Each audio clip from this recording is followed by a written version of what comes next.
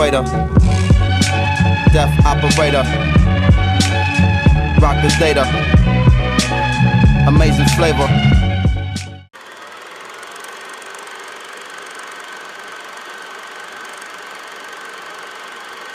You have always, throughout your life, at various moments, found a way to transcribe what's going on. And you dress it in a way that often is only uncovered at a later stage. You have protested, you have written songs and been active. You do like to write about those things. What is it for you that gives you the confidence to be able to move into that space and write about things and not be intimidated?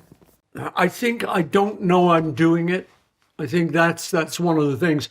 If I consciously am outraged by something in politics or just in the world, some of the terrible things you hear about, it's not that easy for me to just sit down and write, I don't know, something about the Yemen or something, you know. Even though I'm outraged by the situation there, it's not easy for me. But it is easier for me to write a veiled version of it. So if I'm thinking about civil rights and I'm thinking about the black women being abused as they go into the school, then to me, I prefer to see it as an image of a blackbird. And then I talk about broken wings. So I use metaphors so that on the one hand, if you're a little kid, a lot of little kids say to me, the blackbird's their favorite song.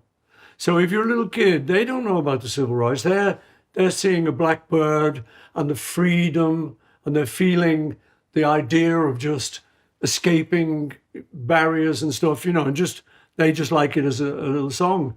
But so for me, that's what nearly always happens is like in Let It Be, I'll talk about, you know, darkness and times of trouble and stuff, but I'm not often specific because it's just not my way.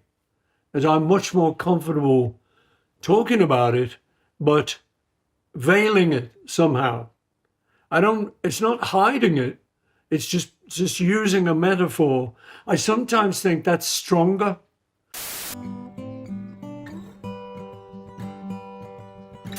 I like to play with words, sometimes massaging the same line to take on several meanings, with all of them fitting the same song.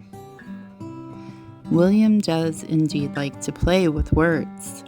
He says here that he enjoys massaging the same line to take on several meanings within a song.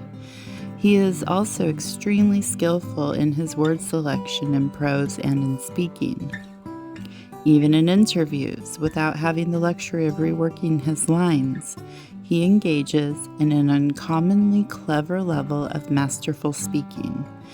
He bounces back and forth between levels of meaning so that the takeaway message will be one thing for those who believe he is the biological Paul, and something else for those who know the difference between when he is speaking as himself and when he is speaking as the Paul McCartney corporate fiction.